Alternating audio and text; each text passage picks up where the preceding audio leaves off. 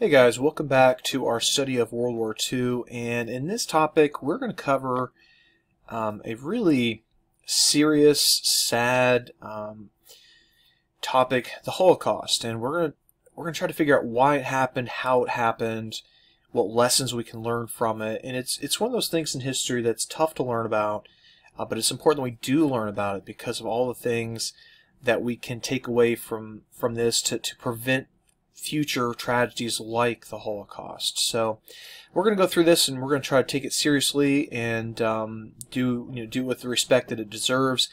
This might be a little bit longer than some of our other videos in the past, just because there's so much to go through. But again, I just ask you to be patient and stay with me, even though it's a tough subject to get through. So let's get into the Holocaust, figure out why it happened, how it happened, and then the legacies of that horrible tragedy. So let's get into our first main idea today and talk about Nazi views on race. And we learned when we were studying nationalism that nationalism is the pride you feel in a particular group you identify with, and in its extreme form it can be very, very damaging. And specifically, the Nazis were under the impression that Germans were part of this group called the Aryans, and the Aryans were these Western European, light-skinned, fair-featured, what they saw as a master race, and that they were destined for greatness. They were destined to rule over the world. Hitler truly believed that the Germans were the first people on planet Earth, and everyone else was going to be subservient. And if you were not part of this Aryan group, then you were inferior. Hitler, there were lots of different groups that fell into this group that Hitler saw as inferior. Obviously, the Jews certainly come to mind. Also were the Slavs of Eastern Europe. Now, if you don't remember what Slavs are, they're people such as Russians and Poles, and basically the different ethnic groups of Eastern Europe. They were seen as inferior, and Hitler said that they should be pushed aside to make room for his Lebensraum. Remember, Lebensraum was living space that the Germans, Hitler believed, deserved.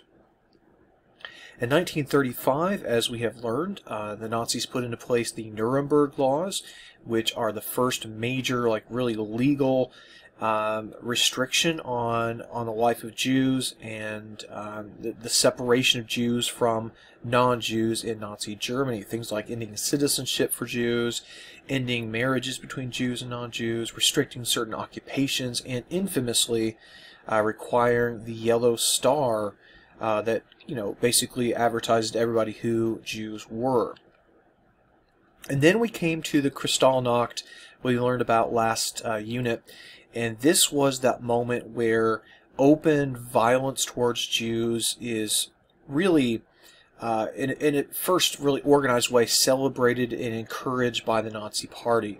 And this night of broken glass resulted in the mass arrest and also mass movement out of Germany by Jews. Many of them left because they could see what was going to happen next, but of course millions more stayed behind. Sadly, not all Jews who left Germany were given a welcome in various countries they tried to go to. A tragic example of this would be the St. Louis, a ship that carried hundreds of Jews who were fleeing Germany in 1939. They went to Cuba, the United States, Canada, and every place. They were turned away. In frustration, many of these Jews were forced to return back to Europe, where sadly many of them would be killed during the Holocaust. Alright, now as we move into our next phase of the Holocaust, there was this really interesting historical what-if that never happened, and was this idea that some Germans, some Nazis were under the idea that maybe what they should do is actually gather up all the Jews and then put them somewhere other than Germany. And they even thought about maybe using Madagascar as this Jewish haven, and that never happened. And unfortunately, the Germans decided mass murder was a much better solution. Alright, so Let's get into some details on how the Jews are going to be really forcibly separated from the Germans, and then talk about how this Holocaust is going to accelerate. Now, one of the first steps was to isolate the Jews as far as where they could settle. And so in in German-occupied cities, there were these things called ghettos. You saw this particularly in Nazi-occupied Poland, where Jews were basically herded into these urban prisons where they couldn't leave, and they were stuck, and there they were just basically hoping, from the German perspective anyways, to just kind of die off. And the Germans were hoping to basically starve them into death, hoping that under these terrible conditions that the Jews in these ghettos would just wither away and die. Now, speaking of the starvation, in the Warsaw Ghetto, Warsaw is the capital of Poland, Jews were only given about 250 calories a day, which obviously you cannot survive on. And 250 calories doesn't go very far, as you can see from these examples.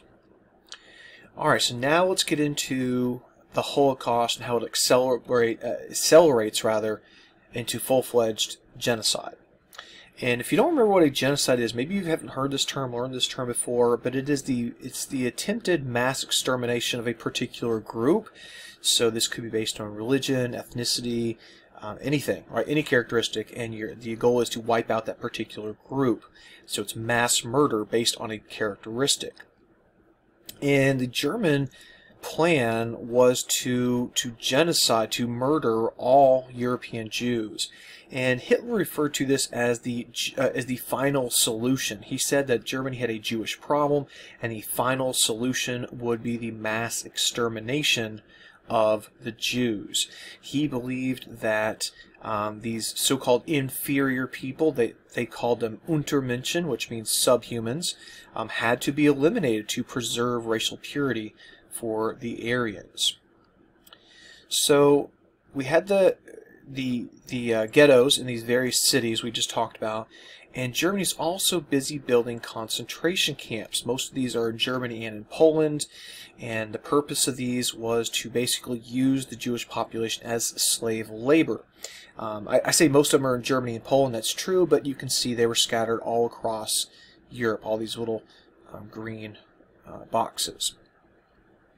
The first of these was Dachau, which is, if I go back to the map here just for a second, Dachau is basically down here in southeastern Germany, very close to the city of Munich.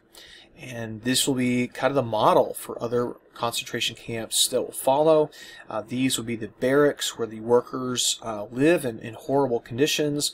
This is like the administration office. And Dachau today is preserved. You can go there and see it. I've been there. It's a very somber place, as you can imagine. And at the gate of Dachau was this infamous sign, Arbeit macht frei, which basically means work will make you free. And it's the great lie the Germans told the prisoners, that, you know, if you work hard, one day you will be free. But of course that's not going to happen.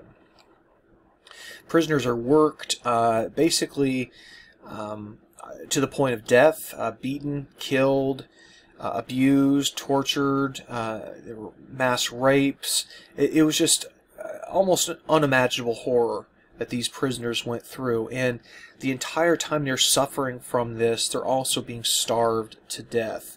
The Nazis referred to this as Vernichtung durch Arbeit, extermination through labor. In other words, we're going to work them to death. Notice the very prominent Jewish star.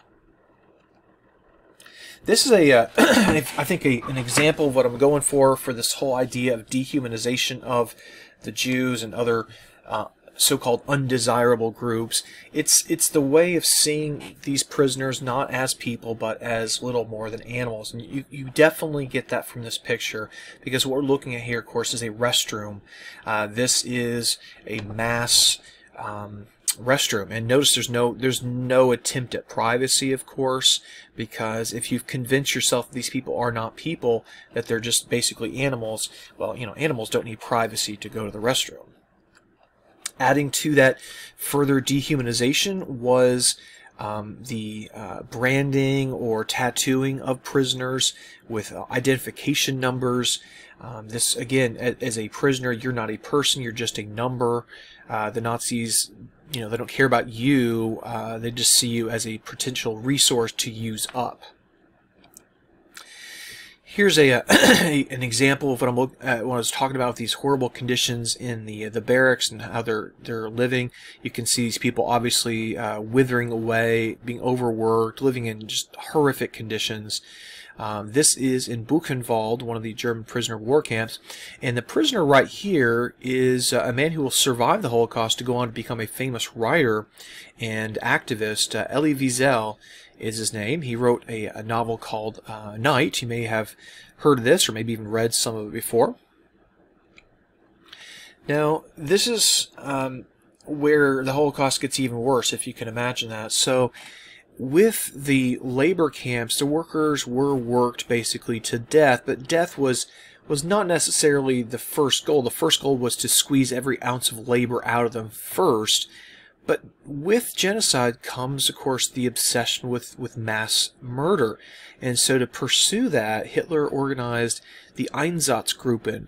Einsatzgruppen translates roughly as like task force. So it's got a very non-threatening name, but the reality, the task they're carrying out is genocide. And they were sent out across the Eastern Front, places like Poland and occupied Soviet Union. Their goal is to round up anyone who's Jewish or suspected of being Jewish or helping the Jews or so forth, and murder them.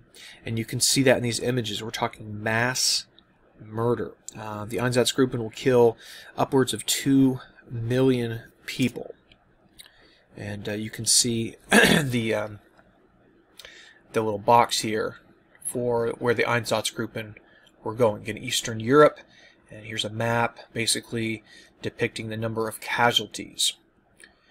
And this is an example of the Einsatzgruppen in action. So you've got your Germans over here, and then prisoners about to be executed.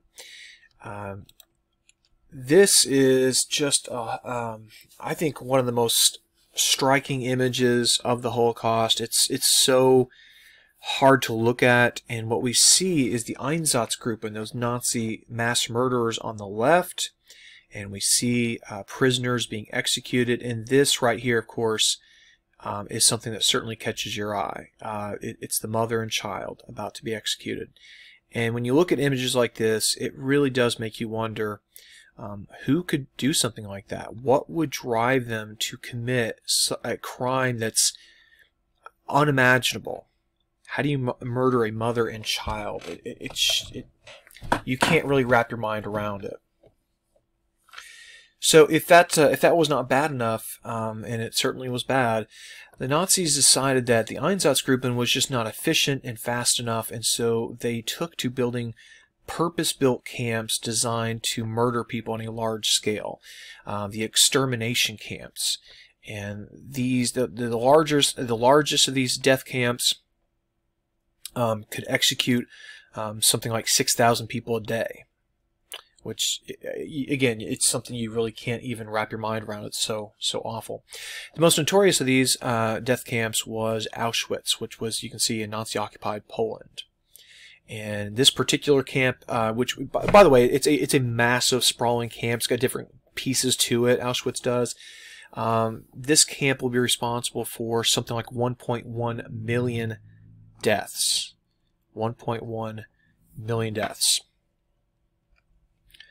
Suitcases of the victims. And so what this reflects is a lot of these Jews who were sent to the death camps were sent there being lied to by the Germans that they were being resettled somewhere in the east. And so, pack all your belongings and we'll ship you out east somewhere. And the reality is they're not going to survive this journey. They're going to be taken to one of these death camps and executed. So the process works like this. The prisoners were shipped to these death camps in just horrible conditions. They're not riding in passenger cars or riding in cattle cars usually. Stacked in so tightly jam-packed in there so tightly, oftentimes that the prisoners could not even sit down. They're literally shoulder to shoulder, and that is a journey that could last days. And there's no restroom facility. You can just imagine the horrors on board. And then when they get to their destination, they're immediately separated by gender. So men and women go into two separate lines. You can see the men, women over here. And there they're given a very quick examination by a Nazi doctor. And that doctor is basically looking to see how much labor they can squeeze out of you. If you looked healthy enough to work, you go in one direction. If you looked weak, old, sickly, whatever, often children as well, you would be executed within hours of arriving at the death camp. So let's take a look at the means of this execution.